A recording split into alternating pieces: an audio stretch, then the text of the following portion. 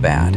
A sports car can weigh over a ton. Now imagine that mass coming straight at you. Not on four wheels, on four legs. An adult African buffalo is a wall of muscle, bone, and horns. And when it decides to fight, even a pride of lions has to think twice. Bad. Lions are built to kill. Claws, teeth, speed, and something even more dangerous, teamwork. Together, they can bring down prey far larger than any single lion could handle alone. But buffalo are different. Attacking one isn't a hunt. It's a gamble. One mistake. Bad. And the predator becomes the prey. And here's the part most people don't expect. Buffalo don't always run from lions. Sometimes they turn around, lower their heads, and charge straight back. So what makes this giant herbivore such a dangerous opponent? Three things. Bad. A reinforced skull carrying enormous horns, a herd that can turn defense into an offensive wall, and old bulls that can make an entire pride regret getting too close. This is the hidden battle between one of Africa's greatest predators, bad, and one of its most dangerous prey. We like to imagine the savannah as a simple hierarchy. Lions hunt, buffalo run. The predator wins. But nature doesn't work that neatly. For a lion pride, a buffalo is a massive reward. One kill can feed the whole group for days. Bad. But earning that meal is where things get dangerous. Buffalo are heavily built. They carry powerful horns. They defend one another. And when several adults stand together, the entire equation changes. Bad. Studies on African buffalo show their grouping behavior shifts under predation pressure. Larger herds mean stronger protection, especially for the young. So a lion isn't just hunting an animal. It's trying to break through a defense system. Bad. And that system starts with the buffalo's head, layer 1. The natural shield. Look at an adult buffalo from the front. The first thing you notice is obvious, the horns. But underneath them is something just as important. The boss. The boss is the thick, bad, fused plate of bone where the horns meet across the forehead. It turns the buffalo's skull into something close to natural armor. Now imagine you're a lion attacking from the front. Instead of reaching vulnerable tissue, you're slamming into a wall of dense bone. Bad. And then there are the horns themselves, sweeping outward, curving upward, giving the buffalo two weapons it can swing, hook, or drive forward with the full force of its body behind them. A lion can't just rush in. It has to find an opening. And the closer it gets, bad, the more dangerous the buffalo becomes. That's why lions rarely challenge a strong adult head-on. They look for a calf, a weak individual, one that strayed from the herd, because being a successful predator isn't about winning every fight. Bad. It's about knowing which fights aren't worth starting. Picture a pride approaching a buffalo herd. The lions want one thing, separation. Isolate a single buffalo and the odds shift in their favor, but buffalo have an answer. They stay together. When threatened, bad. Adults often turn to face the danger instead of fleeing. And just like that, the lion's biggest advantage disappears.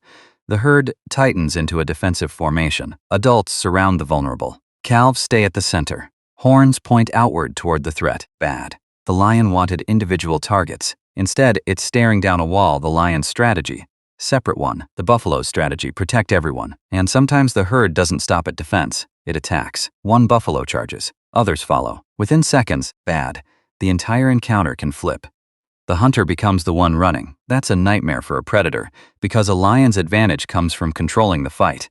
The moment dozens of buffalo turn toward the threat, that control is gone. Bad. This puts the lion in a brutal position. A buffalo is valuable, but the meal isn't the only thing on the line. Energy matters, time matters, injury matters, and survival matters most of all. A damaged leg can end a lion's ability to hunt. Bad. A serious wound can be a death sentence, so before committing, the pride has to ask itself, can we isolate it? Can we bring it down fast? Can we avoid the horns? Can the herd reach us in time? And above all, is this meal worth the risk? Bad. The lion doesn't need to fear every buffalo. It needs to respect what happens when it gets the calculation wrong, which brings us to the most dangerous buffalo of all, the solitary old bull in southern Africa. Bad. Aging buffalo bulls are known as Dagga boys, named for their habit of wallowing in mud. Instead of staying with the breeding herd, these older males often live alone or in small bachelor groups. To a lion, that can look like opportunity. No massive herd. Bad. No dozens of adults ready to respond. No wall of horns standing guard, but the bull is alone, not helpless. He's enormous. Powerful shoulders, heavy horns, a hide built like leather armor, and years of experience surviving exactly this kind of confrontation. Bad. Adult males actually face higher predation risk than females in protected herds, which is part of why a lone bull can become a genuine target. Getting close, though, is a different story. The pride circles. The bull turns to face them. Bad. One lion edges forward, the bull charges, and it retreats. Then another tries, then another. This isn't a chase anymore. It's a war of patience, the lion's trying to wear him down, the bull trying to make every approach costly, bad. And every second the lions spend in striking range is another chance for something to go wrong. One mistimed attack, one missed retreat. And the hunter becomes the hunted.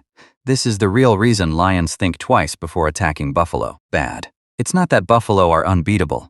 They're not. Lions do kill buffalo, especially when they isolate the weak or overwhelm a target through sheer coordination. The real weapon is something simpler. Risk: the lion brings speed, claws, teeth, and teamwork, bad. The buffalo answers with mass, horns, numbers, and the will to fight back. Evolution doesn't always protect prey by making them impossible to kill. Sometimes it protects them by making the predator hesitate, bad. Because the moment a hunter has to ask, what happens if I get this wrong? The prey has already won something. On the African savannah, survival isn't always about being the strongest. Sometimes it's about making the other side pay for every mistake, bad. The lion is a predator, the buffalo is prey. But when the two collide, the roles can flip in seconds. One buffalo can be dangerous, a herd can become a moving wall of horns, and a lone old bull can turn an easy meal into a fight for survival, bad. That's why lions don't attack every buffalo they see. They watch, they test, they wait. They look for weakness, because the real question was never, can we kill this buffalo? It's, can we kill it without getting killed ourselves? And sometimes, bad. The smartest move for the king of the savannah is to walk away. But buffalo aren't the only prey animal that's learned to turn defense into offense. Across the planet, animals have evolved strategies so strange they completely rewrite the rules of survival, bad. And deep in the rivers of South America, one tiny creature has developed a hunting method that can make a far larger predator look completely outmatched. If you want to see how, watch the next video, because in the wild,